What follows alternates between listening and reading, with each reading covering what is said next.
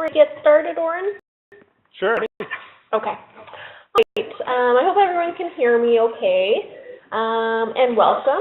So we will get started since it is 12 o'clock now. So yeah, I'm going to go over a few logistics as well as a little bit of an introduction. But I just want to say thank you for everyone for attending today's webinar. It's going to be a really great and interesting webinar, something very different than what we've done in the past. My name is Kelly, and I am the OIPP coordinator for those of who aren't familiar with me. I'm really happy to be giving this webinar, or I guess I'm facilitating the webinar today. The webinar was really inspired by our Ontario Phragmites working group and the communications plan that was developed from the group, and working with an expert named Brenda Rooney, who introduced us to Oren for this webinar. But it's also really inspired by all the other hardworking individuals managing invasive plants across Ontario as well. It's important that we begin to showcase all this work more broadly, and really what better way than videos and social media. So just as I mentioned, some logistics. So for those of you listening in with your headset, you should be all set to go. As I mentioned, you'd want to call in using computer. And I'm going to be checking a few of my, I see some questions are coming through. So for those who have asked, the sound should be on. And I do have a few people testing it out for me, and I've been told it's working. So it might just be on your settings on your computer. But you can also watch the webinar on your computer and then call in using a telephone to be able to listen. So the toll-free number for that is 1-855-797-485, and the access code is 403-236-197, and I'll type that in the Q&A once we get started. Everyone will be on mute, including myself, because I'm not the one presenting.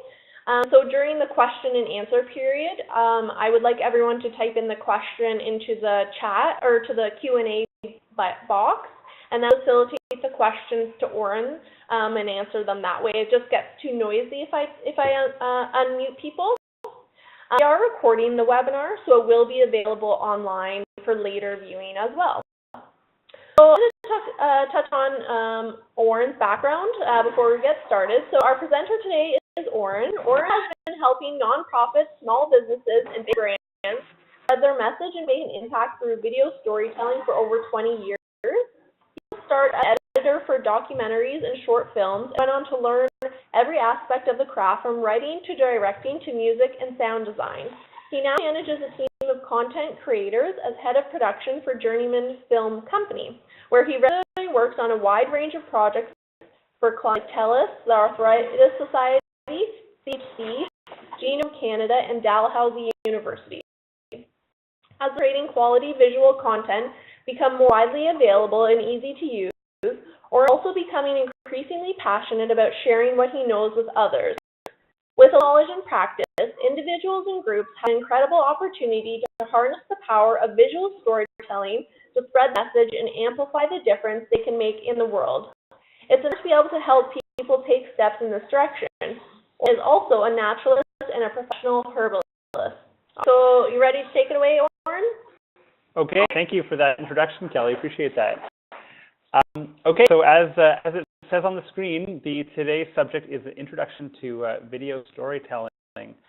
So the idea behind this webinar, what I'm hoping you'll get out of it, is some tools so that you can go out and tell your own stories and raise awareness, change behavior, whatever kind of change or message you're trying to get out around invasive species. Have some tools to make that happen. So, here we go. So I am Oren. There's a picture of me in case anybody wanted to see who I am. And as Kelly said, just a little bit more about me. As Kelly said, I've got a long history of working in video production, and in particular working with organizations who have some kind of message to spread, kind of change they want to create in the world, some kind of awareness they want to build.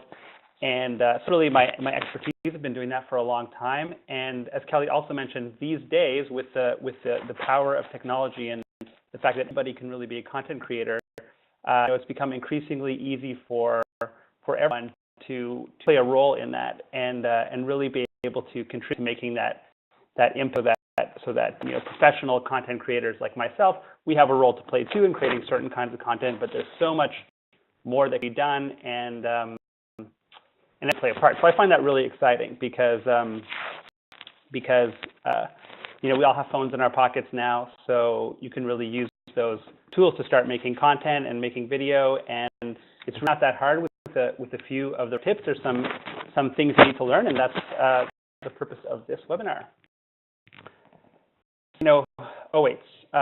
First, just a quick overview of what we'll cover. So first thing we're going to cover is just the why shoot video. I think it's important just to go over.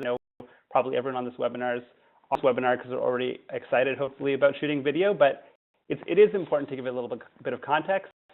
And I'm going to go into sort of how to make the most of your subject matter or how to decide what to shoot. So just more kind of on the philosophy around like how do you approach covering something or telling a story with video. And then into some techniques, just a little more into the nitty-gritty. And lastly, we'll talk about technology and the kinds of gadgets and technological things you can use that will help you improve the quality of your video. So that's kind of the overview. All right, so why video? I just wanted to start with a few quick statistics about video these days, just so we're all on the same page about where video is at. So here's some interesting facts. Mobile video views on YouTube rise 100% per year. 1/3 online activity is spent watching video, so that's kind of interesting. People are spending a lot of time online watching video. This one I found particularly interesting. 46% of users take some sort of action after viewing a video ad. So this is more relevant to the advertising industry, but any kind of video is often designed to provoke some kind of action. So the fact that people are taking action, some kind of action after watching a video is really interesting.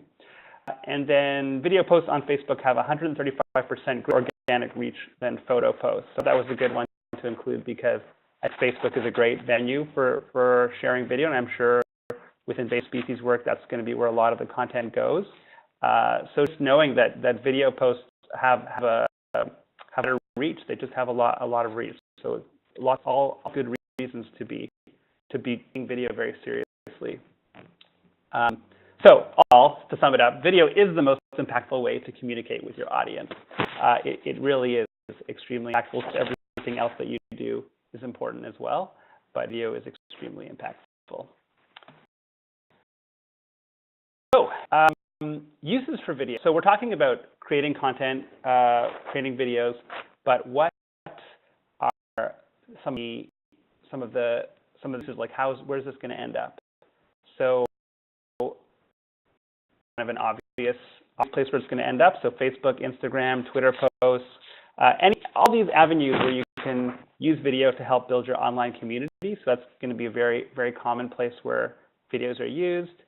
But besides that, it's going to be helpful if you think about invasive species work, for example, in developing a content library that can be used for media outlets or for projects. So if the Phragmites working group or the invasive plant species organization, if they 6 months now want to create some kind of marquee video or some other pieces of content, all this content that is created by many people, and they're able to collect and curate that, it's extremely, extremely valuable because then you kind of have all building blocks of creating lots of different types of video, different types of content, whether they be narrated or interview-based or whatnot. So that it's can't be understated the value of just developing a content library that you can just have and draw upon in the future. Okay, now into how to go about making videos. But I just wanted to ask some questions. So I might ask you if people do type things in to just share with me what some of the people are doing. So who's already shooting stills with their phone or camera? And question for video. So maybe just ban if you are or what you're doing, or just a little tidbit about what we're doing. It's just really good for me to get an understanding where people are at.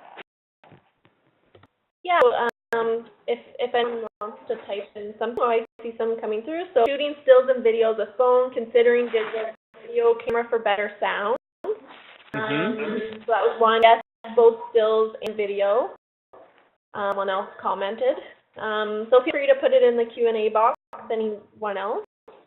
There's a couple on there that have replied, but and maybe I'll add one other question, which is not on my slide here, but I'm curious to know, of roles some of the attendees of the webinar in. Are they scientists? Are they activists? Are they community organizers?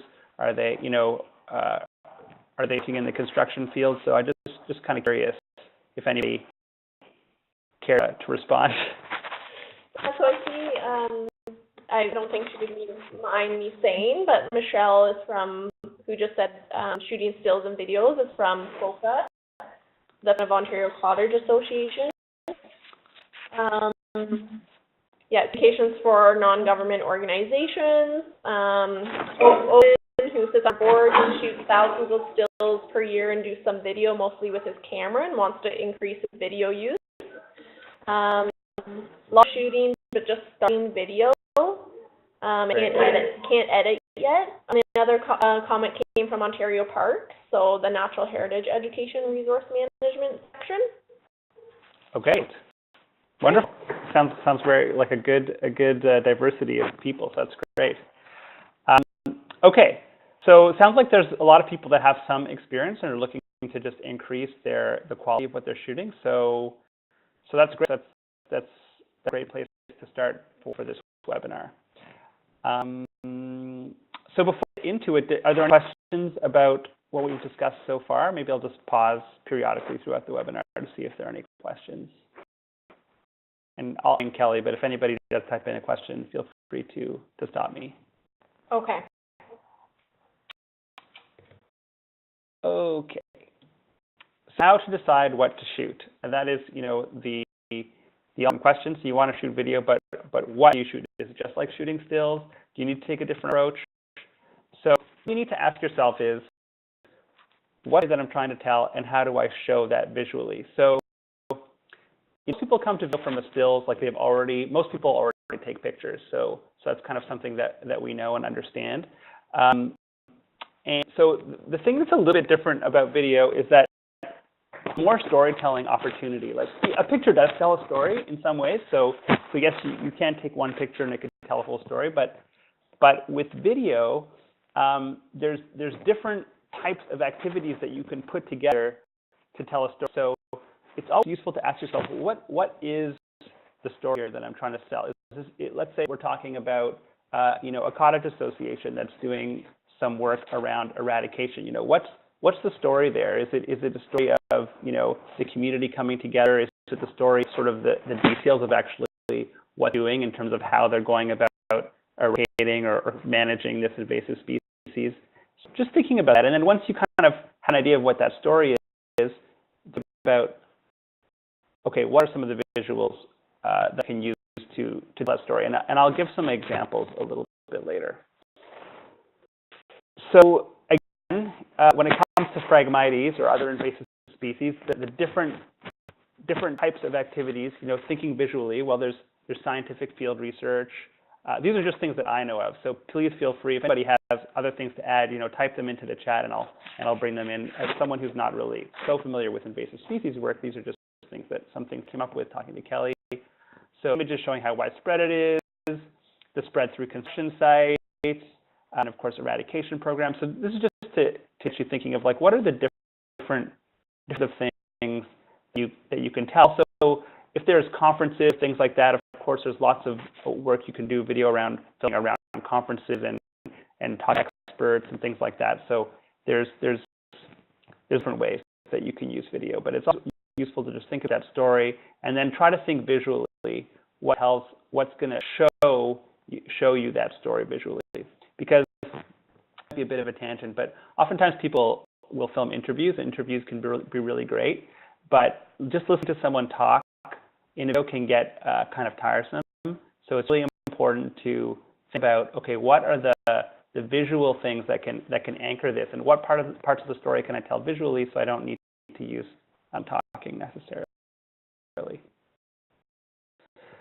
Okay, some images here, fragmitis, to show the different types of visual environments in my context that you might have someone on the left-hand side doing something. Of course, I really like this image on the top right. Just shows how massive the species has gotten, and how just how it's kind of as far as the eye can see. I thought that was kind of breathtaking. So that kind of thing, thinking visually, what are those sort of breathtaking images that tell a story? It's not just a picture of a plant, but it's really a picture, in this case, showing how widespread it is. The image really tells that. Now these are photographs, but it would be the same thing in video. Okay, sometimes a single shot will do, but most of the time you need to shoot a sequence. So what I mean by that is, again, using the stills analogy, sometimes you can just take one shot video, and there's certain situations where I could see that working really well, and I'm sure you've seen short videos online and stuff where it's just one shot, and it does tell you something. It does tell a bit of a story. So those exist, but most of the time you want to shoot a sequence. So I want to talk a little bit about sequences and the importance of shooting sequences. I'm going to give a couple examples. So this is just the first example I'm going to show is just something really quickly. I shot a video and took some screen grabs of it of kids in the backyard stacking wood. So this is just my kids.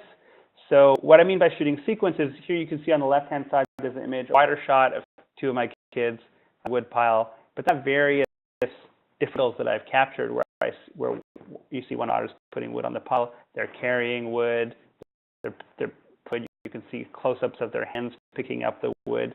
So, it's hard to describe, watching it as it's hard to describe just watching it as a series of stills. But in video, you'll see it's just, instead of that one shot of some people picking wood and putting it on the pile, getting all these different shots will allow you, and this webinar really isn't about editing, but it is useful to start thinking about that, will allow whoever is editing the video, cutting it together, to tell that story of the stacking of the wood in this case. So it's like they're going to the wood, my youngest daughter is having a hard time picking up the piece, and then we follow them as they walk to the wood pile, and it just creates a bit of a montage and has a little bit more visual interest than just showing one of people stacking wood. And I think that's a kind of a big beginner mistake that people do, is they don't shot enough. So every shot is kind of this medium shot of people doing kind of activity. They really get close enough. So close-ups are really, really valuable when you're shooting video, to get in and that picture in this case of the child lifting the wood off the pile really, really tight and close. So just to be thinking about that, what are all the different angles that you can capture with that sequence? So the next example I'm going to show is where we're going to take a bit of a video break. Kelly, you ready for this? Yes, so I'll mute myself. So I'll introduce the video before we go do that. So I'm going to share a video with you guys, and this has nothing to do with invasive species. It's actually an ad for a condo development. So you might think, well, what does this have to do with anything? But it is in the sense of illustrate some of the techniques that I'm going to be talking about in terms of shooting video, and you can really apply it to any context. Even though this is an advertisement, you're able to apply it to video in your context as well. So I think we'll just take a little pause and watch the video. And so I just have to move myself back to presenter, so I'll just move you back after. Okay. Actually, are you able to, sorry to pause, if I do that, you'll have to start the presentation again, it looks like. Do you want to show the video? I don't know, can I? And then you press share screen. Let me try. Okay. Actually, sorry to go back. You know what, Oren, I'll do it, and then if you just upload start your presentation like from where you have, is that okay? Yeah, no problem. Okay, all right.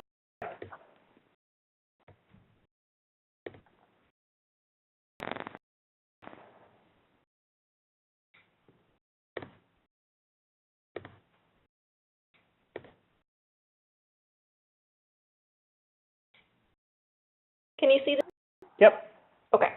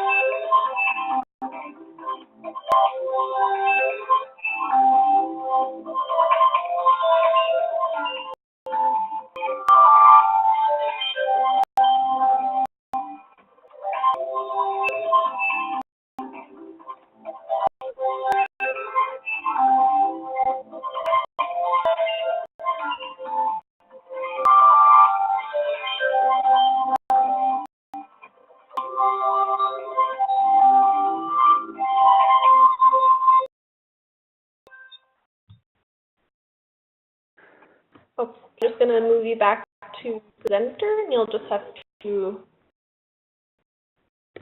put back on. Okay. I remember how to do that. Oops.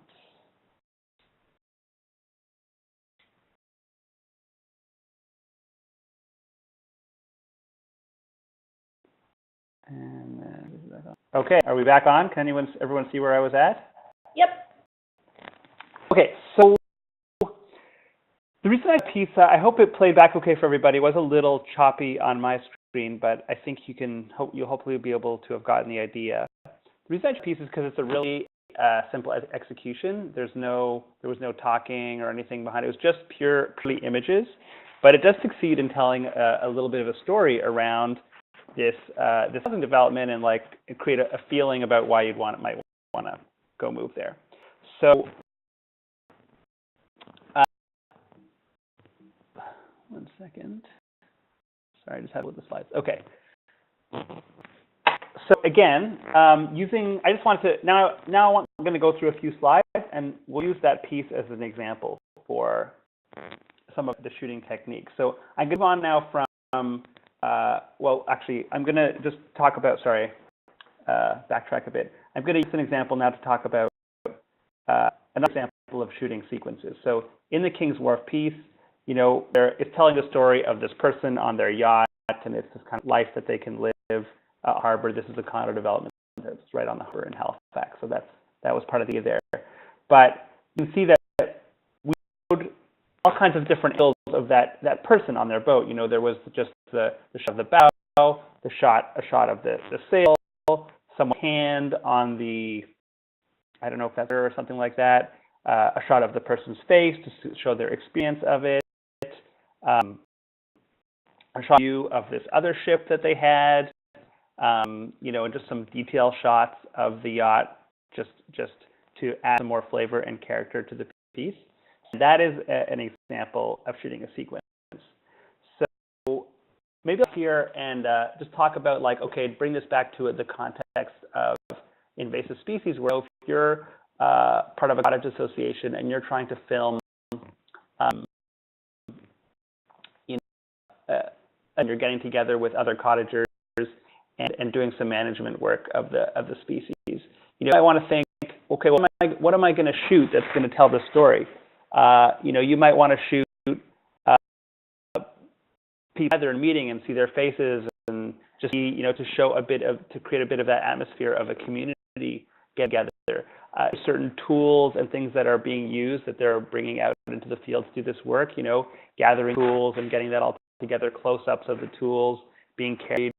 Then you might want a shot of seeing the people sort of walk out into the area that they're going to be working in. And then, of course, let's say they were cutting Phragmites if there's part of a cutting and burning operation or something like that. So cutting and close-ups of the whatever tools they're using to do the cutting, but all people may be kind of having fun or enjoying the work together.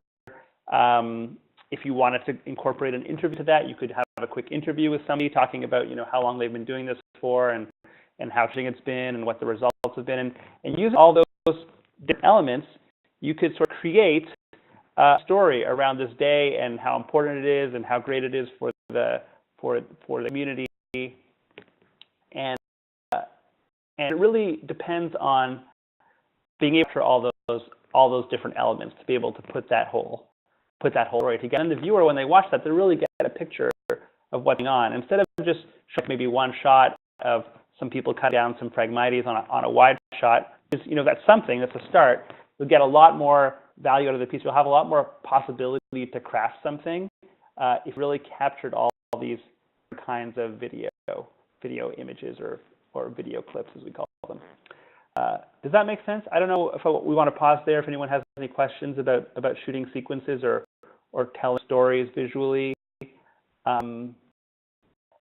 Should we just take 10 seconds and see if anyone's got any questions about that? Yeah. Questions? Again, just type them into the Q&A box, not the chat.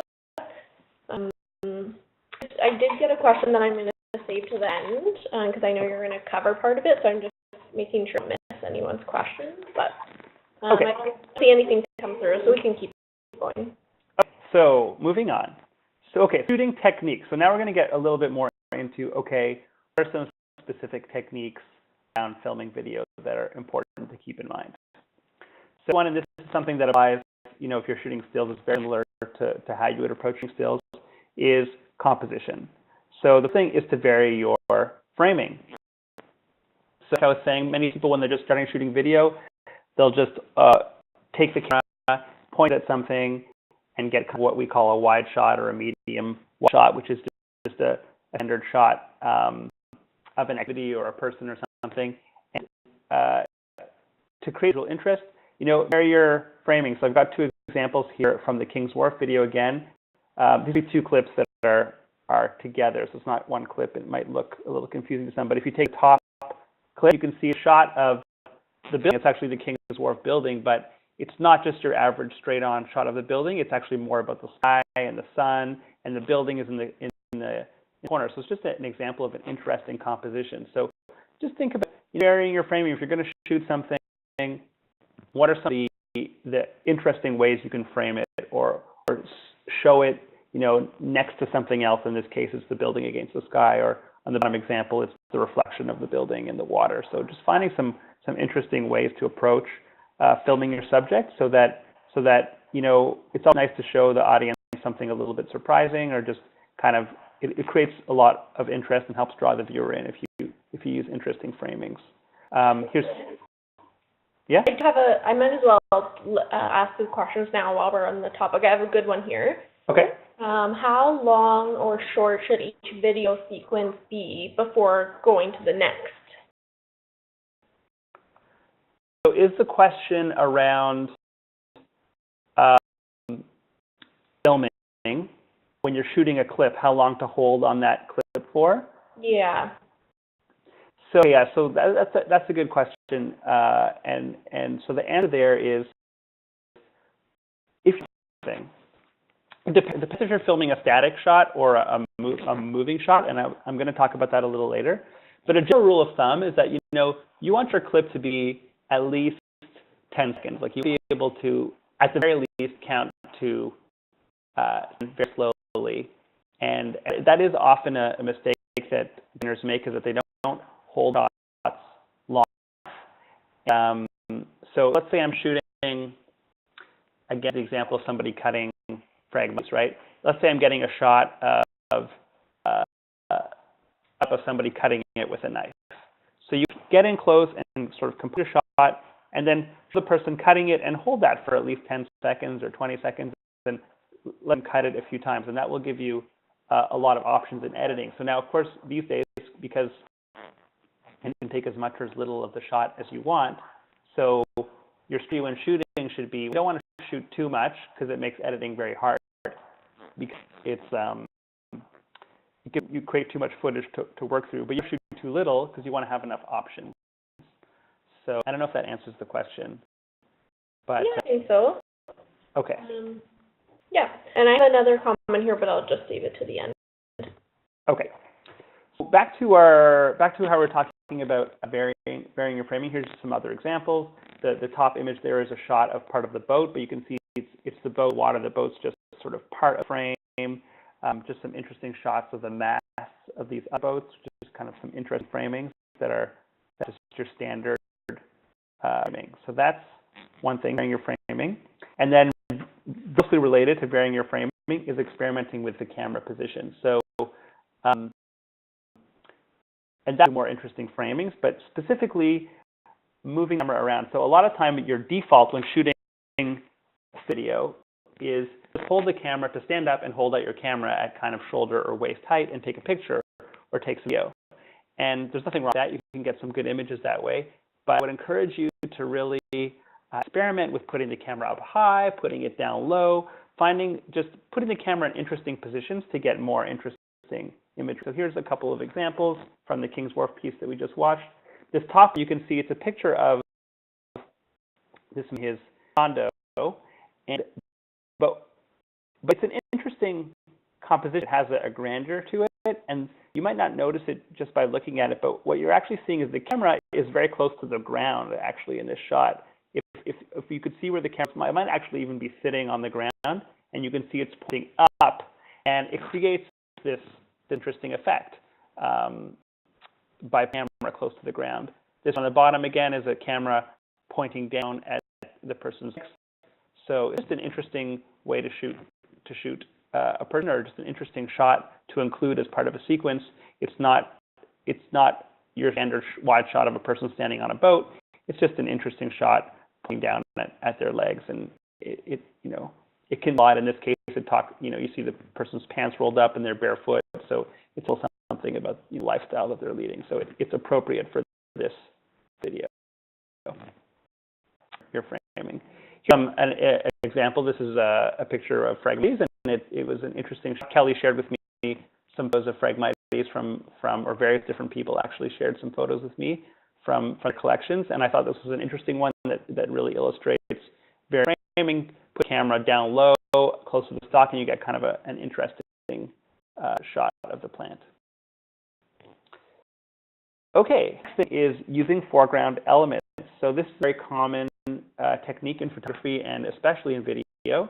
So here's a couple of examples of that. You can see this is again from the video we just watched.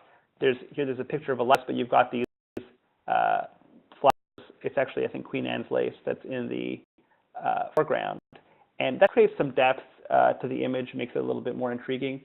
And I showed this in a still image, but something you really can do a lot in video is you do this thing called rack focusing. And what rack focusing is you can capture movement in a video, and you can also capture the movement of your focus.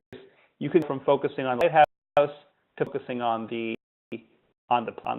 Queen Anne's lace. So start the image on the lighthouse, and then you slowly change focus. Now you can't necessarily do that if you're shooting on your iPhone. It'd be a little harder. There's ways you can, but if you're shooting with like a DSLR camera or something where you could focus manually, you could rack focus, shift your focus to the plant. That creates a very in fact. And the same idea, we're shooting, the grass. So the foreground element of the grass just helps to get some depth and makes the image more plain. Okay. Big question in video is to move or not to move. Now this is what I'm about to tell you now is probably the important lessons to take away if you're an absolute beginner. And I'll tell you why is that most people, when I say to move or not to move, I'm talking about moving the camera while you're shooting your video.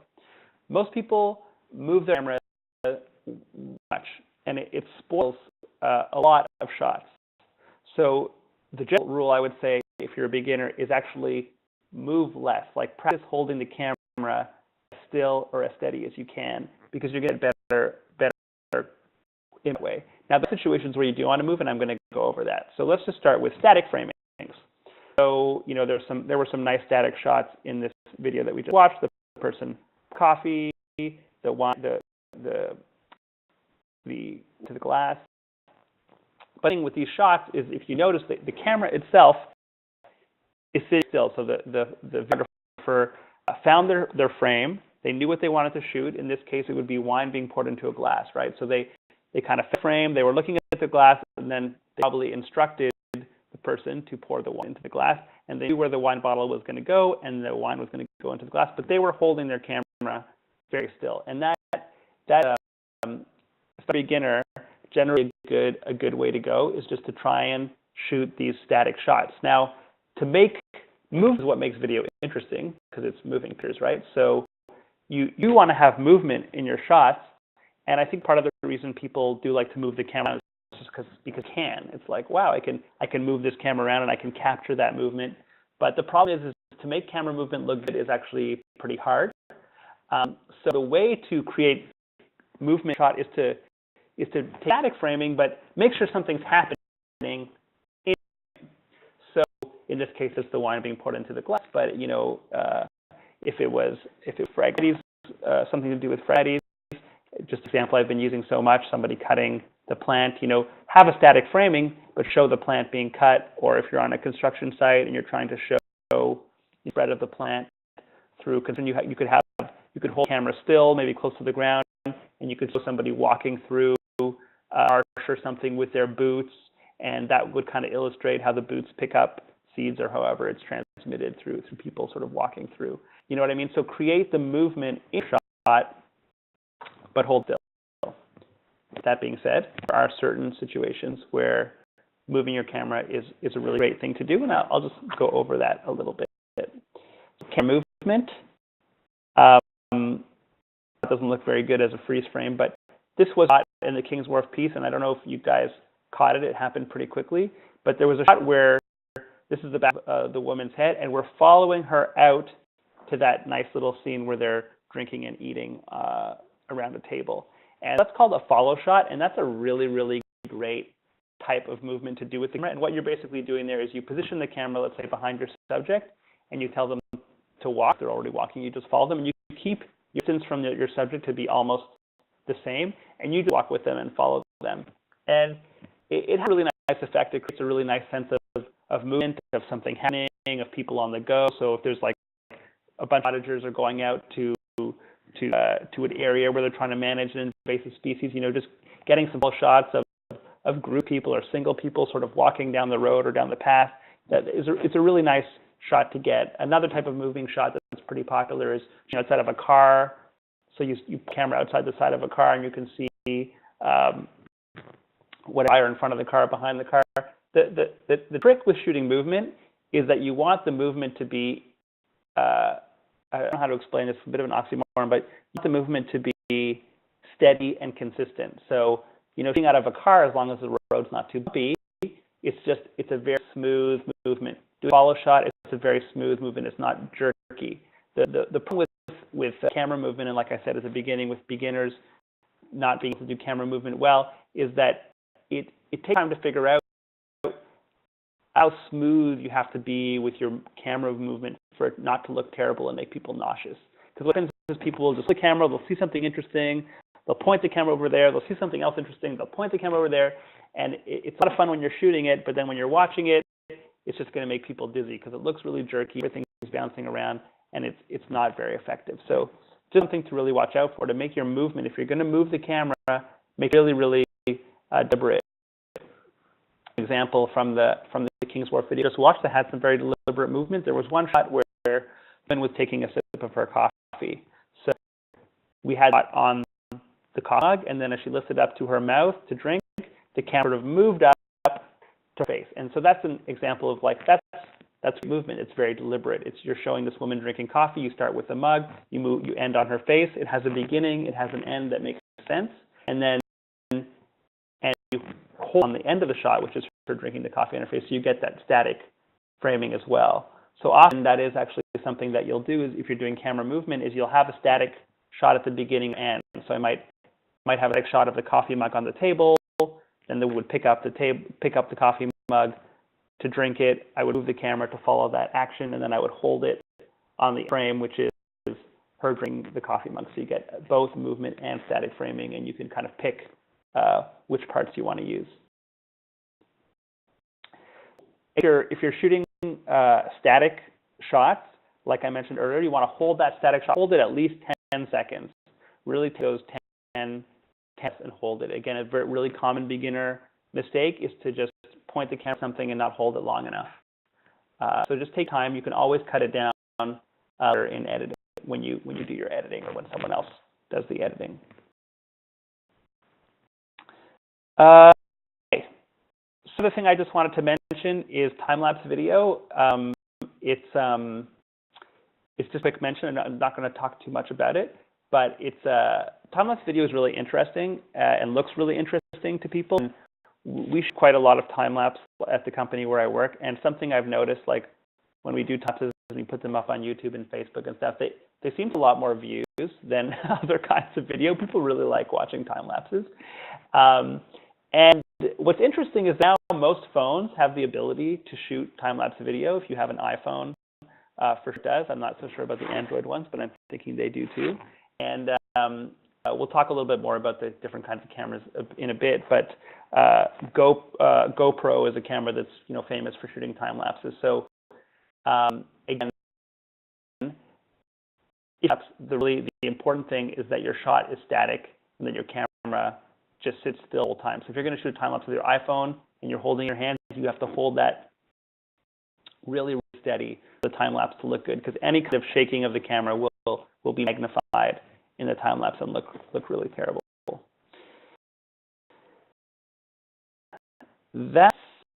That's for sort of basic shooting techniques. Maybe I'll pause there before we go on to shooting interviews. See if there are any questions.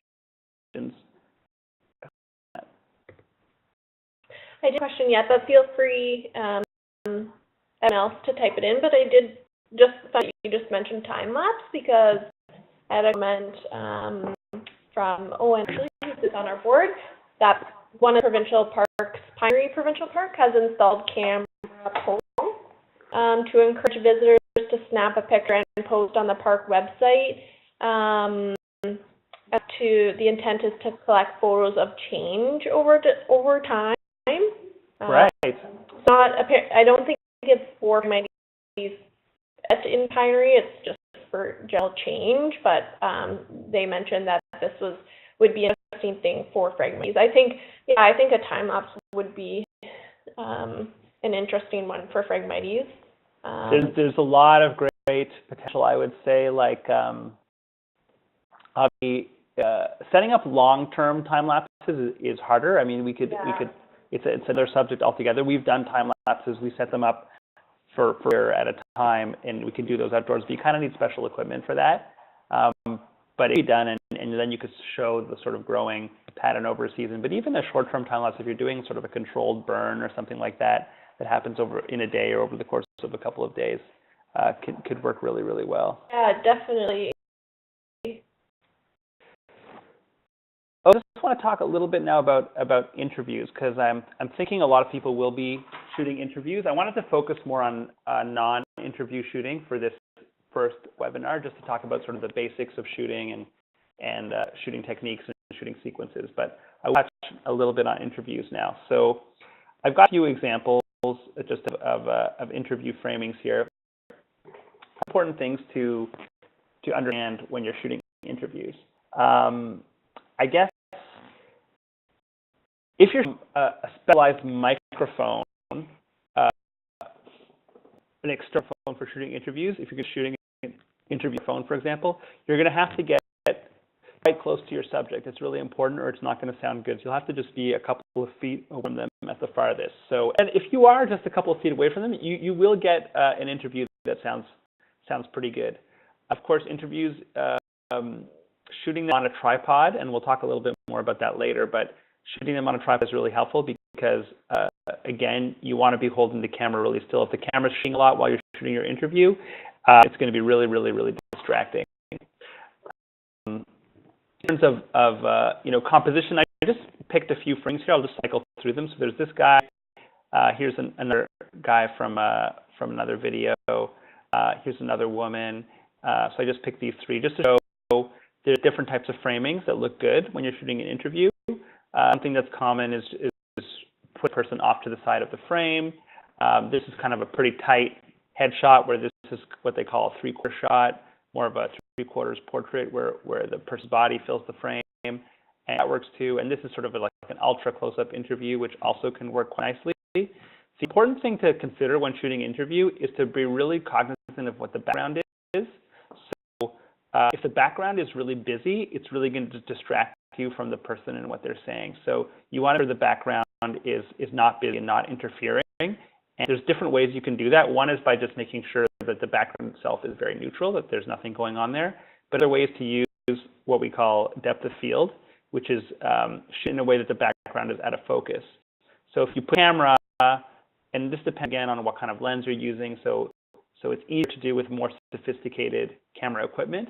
But even with your phone, if you have the camera really close to your subject, then chances are what's in the background will be more out of focus. And so you can just create that out of focus look to really make the subject pop out. So you can see that here. In this situation, the background isn't really out of focus, but because it's such a uniform background, it's just a waterscape, it doesn't really interfere with you at all. In this case, you're very, very close up on the person's face, so you don't even see much of the background. So again, that helps. Little things about interviews in terms of lighting. The interview, most of you are going to be using artificial lights, like bringing lights with you. So it's important to take advantage of natural light. So the easy way to do that is to shoot your interview outdoors, and it'll look pretty good if you shoot your interview outdoors. It's harder to get it to look good if you're your interview indoors. If you're outdoors, the best times of day are any time that's not around noon. So you'd be shooting sort of sunrise to 3 hours after sunrise, and then 3 hours before sunset kind of thing. You'll get the best light, that kind of morning or afternoon light, which will look really good on an interview. The problem when you shoot in midday is if it's sunny, the sun casts really harsh shadows, so it can make your person's face look like they're in shadow, and their face will be like really bright, and the other part will be like black because it's in shadow, and that will not look good. So you have to watch out for bright sunny days when you're shooting midday. If it's overcast, there's no problem. You don't have that problem. When it's overcast, you can shoot all day outdoors, and it's going to look good. So shooting outdoors is generally easier. Now, if you're going to shoot indoors, a good trick is to just position the person next to a window. Like even this image that I'm seeing right here. Remember if this was with artificial light or not, but it's been shot next to a window, and the window would be sort of on the left-hand side, like where you see the side of his face that's lit up more, that's where the window would be. And so if you have somebody to a window and you don't shoot them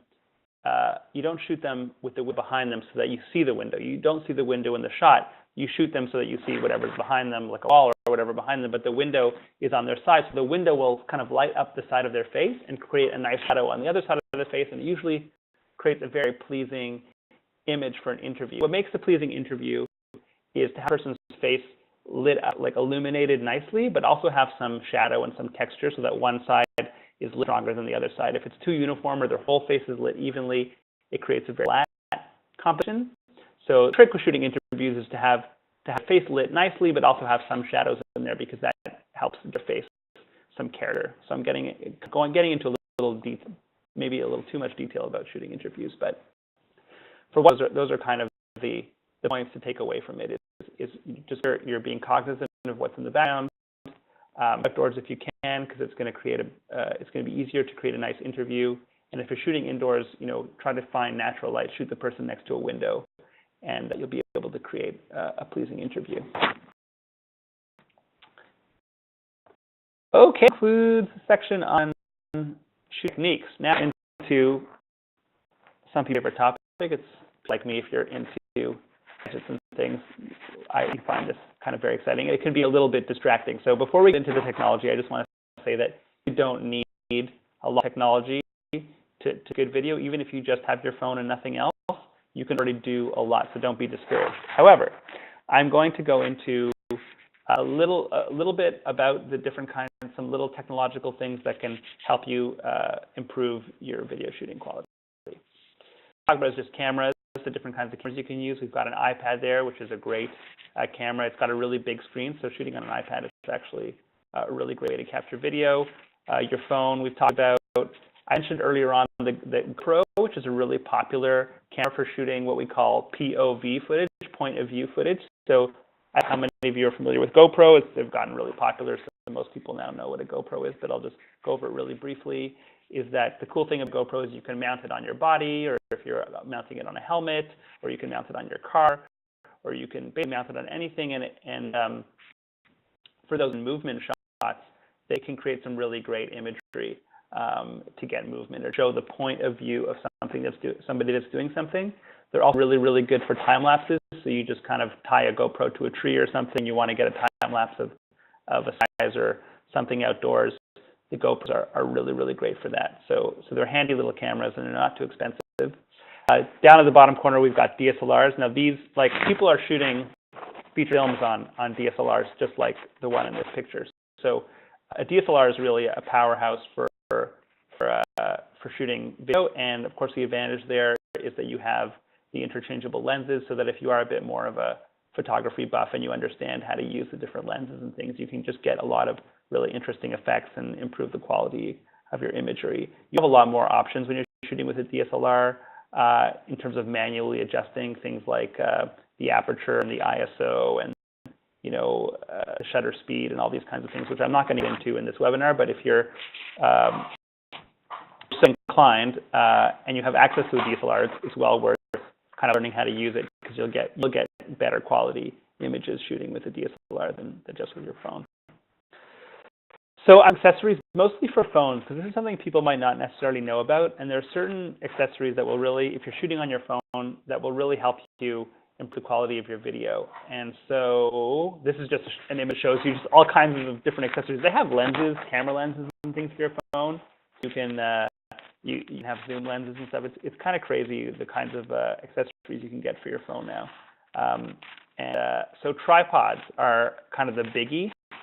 I've just linked to a couple of websites there. There's joby.com. They make this thing called a gorilla pod, which is the thing you see in the left-hand side. And what's cool about it is it's like a mini tripod, but those legs are flexible, so you can kind of clamp it around a table leg, or you can kind of mount it in all kinds of interesting and places, because it's got this kind of, this pod, it just can wrap around anything. So it's kind of cool for getting those interesting angles, those interesting framings. You can just mount it to anything.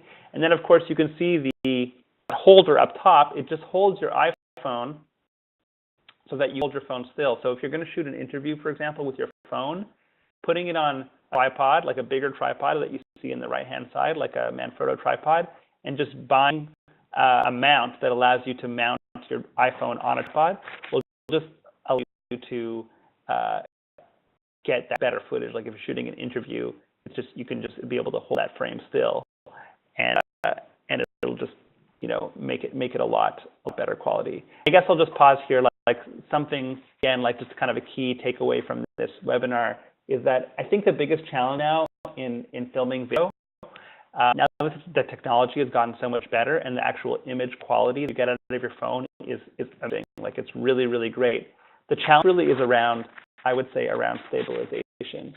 That's kind of the next thing that needs to improve, is that the things for great video footage, aside from having a good quality image, is the stabilization of the image. Nothing looks worse than shaky footage. You've probably all seen shaky stuff on YouTube, and it's really things. It makes some people nervous. So you want to avoid that at all costs. And you can just by holding your phone really still if you're really, really careful, and it takes practice. But an easier way is just to get one of these tripod mounts and start using a tripod, or start using a monopod, or start using this other thing that I'm going to talk to you about, which is called the Aughra Fir. And this has become a really, really popular tool for iPhone and iPad videographers. And you can see what it is. It's just this like plastic housing that you put your device in. The one shown in the picture is iPad, but they have them for phones too. And it gives you these two handles to hold onto. And what that allows you to do is just hold your phone like really steady and make those really deliberate movements to prevent your image from being too shaky. So it's really great for the other great advantage to it is as you can see, it has all these mounts. So you can mount a light to it. You can mount an external microphone to it. You can even mount another lens to it. So you kind of transform your iPad or your iPhone into a real video production power using this Aughra Fir, and it's not very expensive. So I put the website on there for you guys to have a peek at, aughra.com. The two big video accessories is the Aughra Fir and also just getting some kind of tripod mount. I have a question because, like I said, I sent an email this morning that I might go over a little bit, but I might as well ask these questions now. Yeah, we're getting close to the end anyway, so sure. You know, one question is, what's the general price? I'm sure you can online, but what are the general prices for the accessories? And they work on flip phones with camera functions as much as on smartphones. Oh, question. I don't know. To answer the flip phone question, I think most of these are designed for smartphones. I think just because flip phones are such a small part of the market now, that they're probably not really thinking about them when they're designing these devices. That said, I can't confirm that. I've just never seen one used with a flip phone myself. So that's that one. In terms of the pricing, it really varies. All kinds of different companies out there. Like Frodo, which I shared, they're a professional tripod manufacturer. So their stuff's going to be a little more expensive, but it'll be really, really solid and sturdy. Those GorillaPods, I think they're relatively inexpensive, under $50 for a GorillaPod. For a Manfrotto tripod with iPhone mount and everything, maybe it's going to be $100 for an entry-level tripod. But it goes from there. I mean, you can get tripods for $1,000. But if you just, to get started, I think you can get a pretty decent tripod for under $100 or close to $100 with the iPhone mount. It's hard to give you a hard price, but you know, anywhere from like $30, $40 to hundreds of dollars, and you just shop around a little bit. The Aughra Fir, I think, is like $50. I'd have to check. The prices change so often, but that's my best. No, okay. So the Manfrotto at the bottom of that one slide, the question is that a regular tripod for a DSLR and you get the extra piece to mount the iPhone, or is that particularly for the iPhone? That's right. You get the tripod itself is just your regular tripod. So if you know if you have a tripod for another camera, all you need to do is get this piece that mounts your iPhone, and that allows you to mount your iPhone on the tripod. So that's it, right? And this GorillaPod thing, the mount on the top of the GorillaPod is just a regular tripod mount, and you can mount anything to it. So there's really two components there. There's the tripod, which is kind of independent, whether it's a GorillaPod or another tripod, it's independent of what you mount on it. And then there's the iPhone mount that kind of holds your iPhone and allows you to screw it into a tripod. A funny comment, or an interesting comment for you to respond to others to know. So Michelle from Focus said that YouTube, quote unquote, corrected their shaky video, but then left these really, she called go top and bottom black bands on the video. I don't know if you're familiar with that.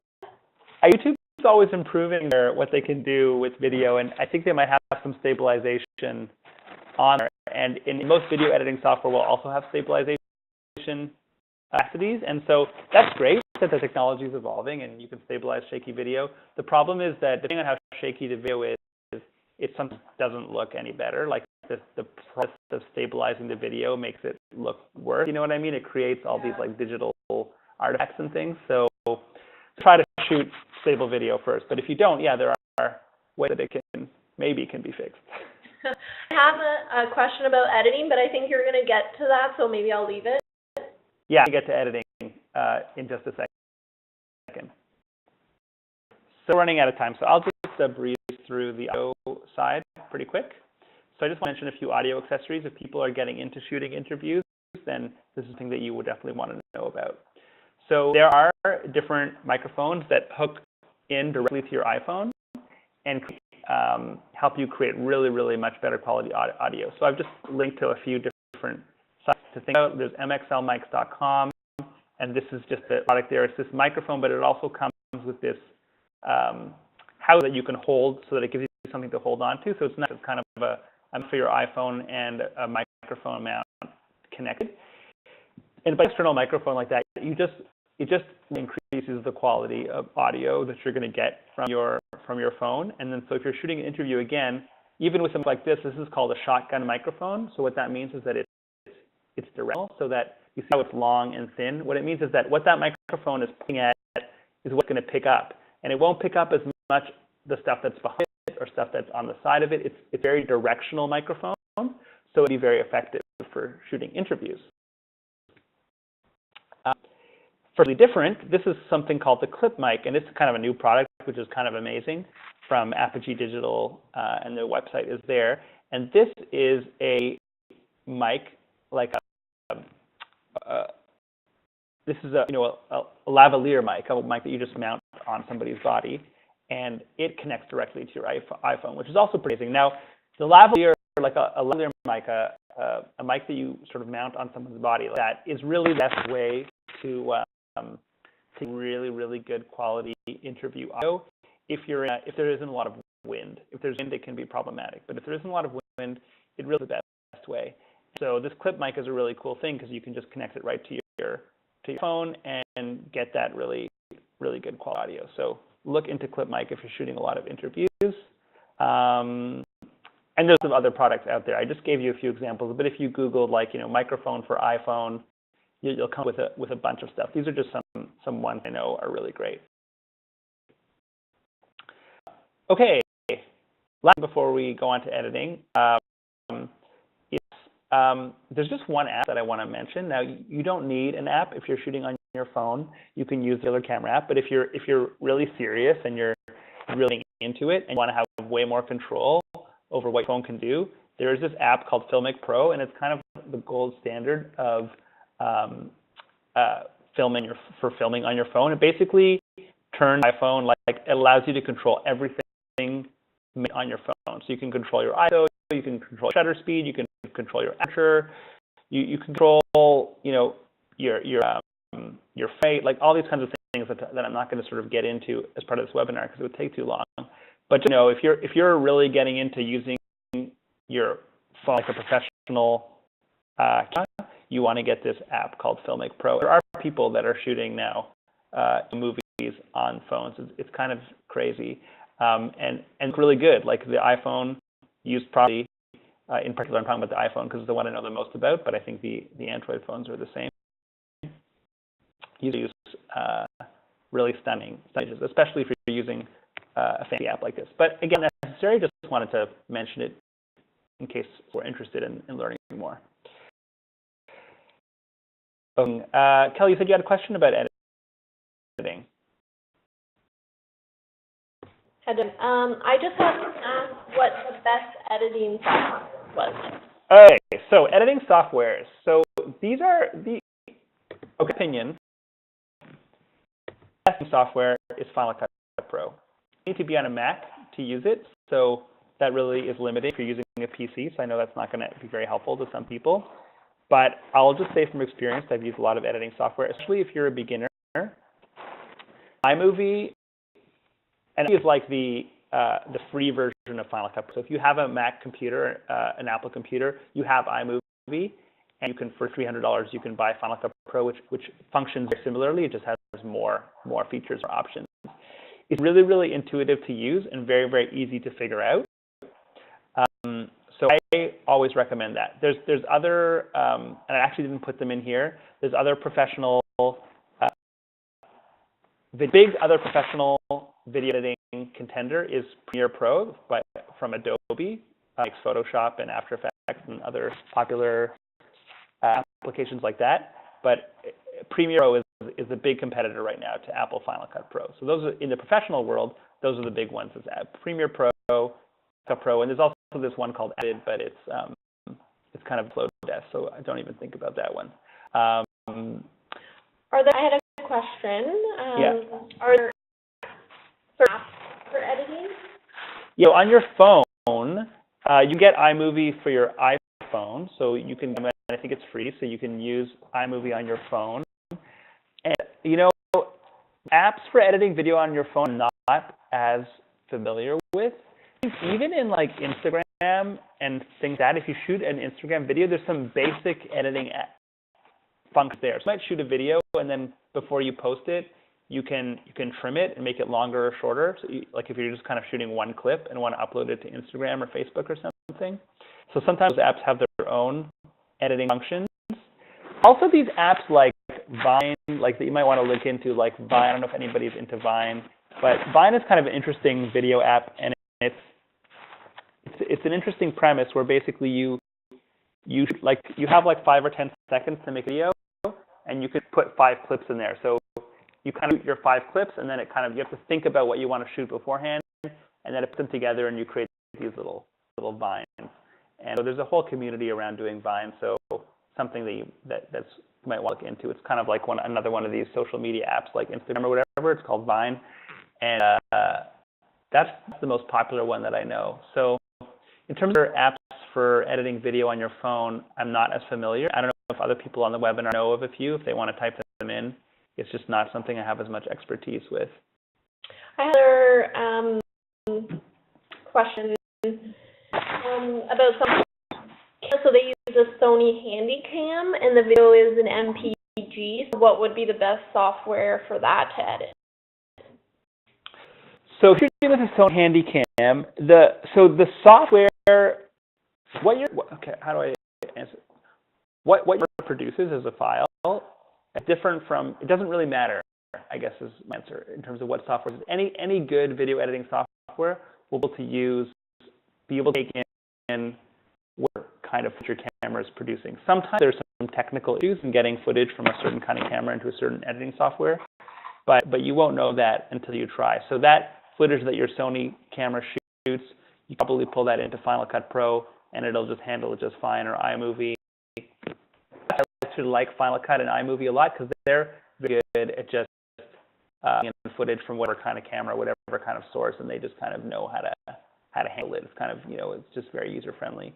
I have Windows Movie Maker on the bottom there because it comes with Windows, so anybody who has a PC has it. It's super, super, super basic as far as video editing goes. It's free and it's there, and so you can do sort of basic editing with it for people that just want to get started. Mm-hmm. But editing is kind of, it could be a whole webinar. My background is as an editor, so I know a lot about it, and it's a subject to talk about. And I think if you just want to start getting into editing, I would just start with iMovie and just play around. But yeah, we could do a whole editing. There's a lot to it, from how to ingest your footage into your editing software, and then just sort of artistic decisions around editing and sort of technical considerations, and there's talk about it. And I can answer more questions about editing if people have specific questions. Yeah, we'll have to try and get one of those webinars. We'll do one, but about editing. Does anyone have any other questions? I posted the link to the Pioneering Photo Post website, which I can share with people afterwards. Something that would be really cool, I'll just put it out there, is that people are out there shooting video, after listening to this webinar and experimenting. It's fun, like if we did do an editing webinar, to get some of the footage that people are shooting, and then we could do a webinar on editing, use that footage. Like, I think that would be kind of a neat thing to do. Yeah, I like it. I like that idea too. Yeah, for sure. So just briefly, so you mentioned like the lighting for the videos. I guess that would be the same for like taking pictures and sequences. Like lighting probably is pretty significant in a sense. Yeah, I didn't talk too much about lighting, so I'm glad you asked, Kelly. So lighting is really important.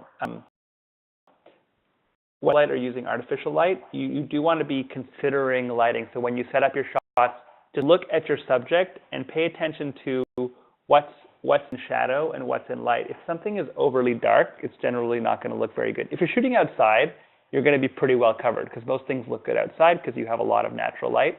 But if you're shooting indoors, you definitely want to be shooting either close to a window during the daytime or an environment where there's like lots of artificial light.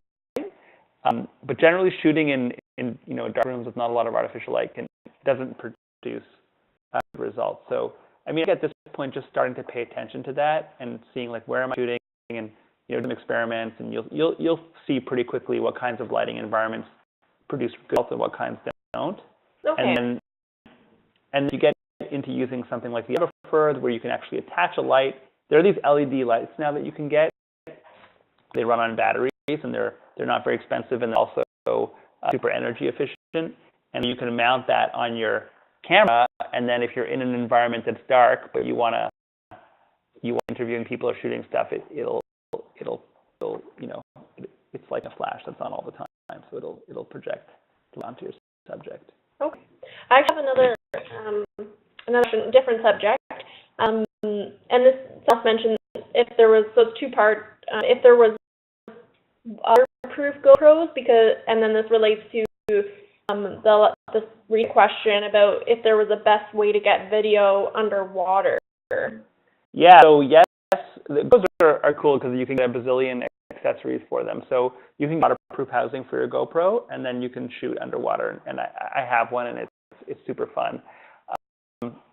Some phones now can shoot underwater. Like I think this new Sony one can, and maybe the new Samsung one can shoot. I can't remember, but there's a couple of phones now that are just waterproof, and they can shoot underwater, which is really cool. iPhone, don't try that with your iPhone. You will break it. But so what I would say is if you have one of these fancy phones that can shoot underwater, otherwise a GoPro with a waterproof housing is probably your best way to go for shooting underwater footage. That I know, right. The most common way I've seen people shoot underwater is using a GoPro with a waterproof housing. Okay. And then, like, if you're interested in GoPros, there's a bazillion accessories, and they've got a really good website. So if you go on the GoPro website, you can learn all about it. Okay. Do you have any last slides? Well, I have more slides, and just have fun. Yeah. That's the most important thing. I think filmmaking is such an iterative process where you go shoot something, you bring it into your computer, you look at it, you learn so much just by doing that. You just do that once, and you're going to learn a ton. So don't be afraid. The most important thing is get out and shoot stuff, and then look at the results, and then go do it again. And that's the best way to learn and implement some of these things that we've been talking about. And once you get at getting interesting content, the next big thing is going to be editing, and how do I put this all together in an interesting way and create something that's short and engaging. So which we'll have to do, because I had another comment. I like the idea for an editing webinar. So stay tuned. We will probably work on that. Okay, great. I had another comment here. Could you provide a few ideas on what points to consider when defining or telling a story? Yeah. Okay. So this is a great question, and it's a little more advanced. So I have to focus this mostly on the video to capture great imagery, but you're capturing this imagery for a purpose. So it's going to be your story. So the art of storytelling, again, that could be its own webinar too. But really, I would say if you're trying to different ways. A simple way to look at of telling a story is that you're going on some kind of a journey. So you're going from one state to another state. So, for example, we've used a lot of times the cottage association that's doing some management. You're going from this state of you have a problem with fragmented or invasive species. You're doing these activities, and you're doing something about it. So you're going on this journey of, we have this problem that's, ruining the local ecosystem to, okay, we've taken some action and something's being done at it. And so that's that journey that you go on, and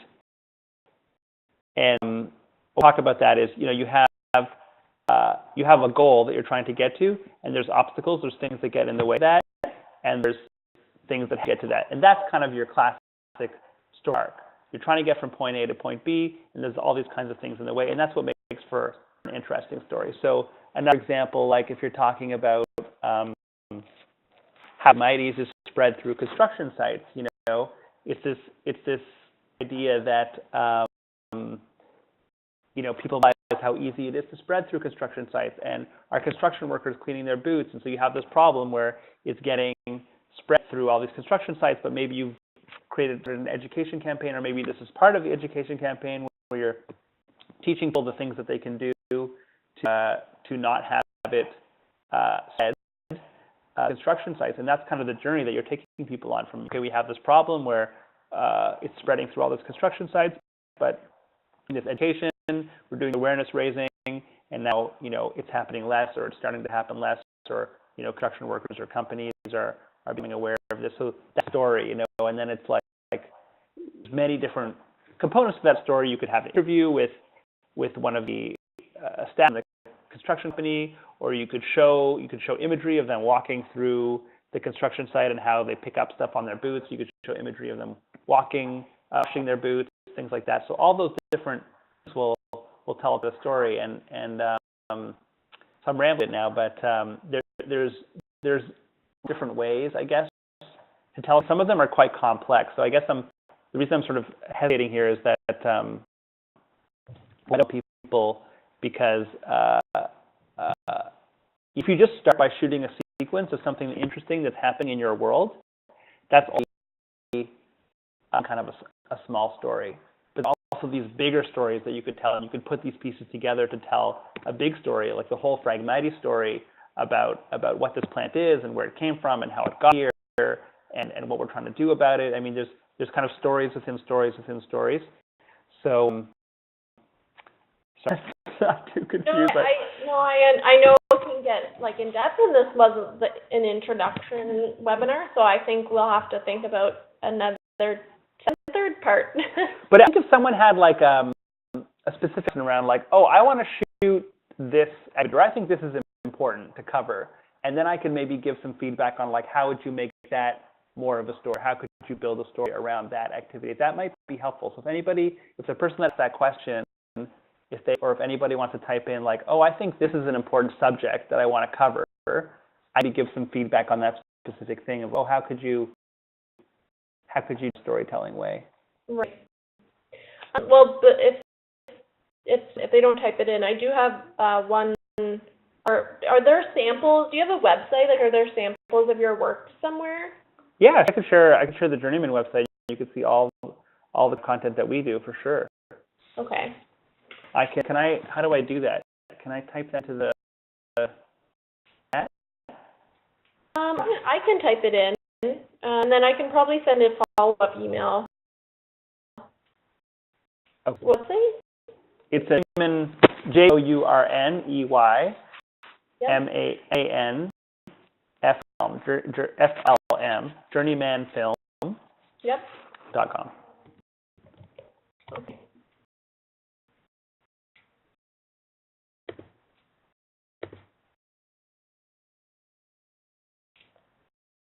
journeymanfilm.com. I did type it in Q&A, but if you can't see it, it's journeymanfilm.com. Yeah, you can see our company, what we do, and there's some links to our work there and the kind of videos that we do. And we really focus on storytelling. You'll see a lot of storytelling examples on there. A lot of the stuff that we do involves personal storytelling. So we'll take a character, somebody who's trying to do something, whether it's a person in a company or an organization, and kind of tell their story and what they're trying to achieve. And that's sort of an angle that we often take in our work. That's just one way to tell a story through video. There's lots of different ways. Great. Well, I think I've got most of the questions, and I think that everyone still should keep out, and we'll probably be doing some more depth webinars later on, but wanted to kind of test the water. So I'm glad there was so much interest in this. Yeah, so like I said, it's being recorded and will be posted on the website. So if anyone wants to see it, forward or share it on your social media, that would be great. Do you have anything else you want to add, Oren? Just thank you for giving me the opportunity to share this. Sure. It's been so I hope that people got something out of it, and it would be great to see what kind of content people are producing. Yeah, definitely. Yeah, well, this is not going to be the end, that's for sure. We'll be following up on this type of stuff because it's so important and so popular. So thanks so much, Oren, for taking the time. We really appreciate it. Yeah, thank you.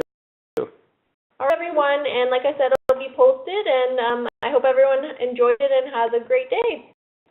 So I'll see you later, Oren. Okay, bye. Thanks.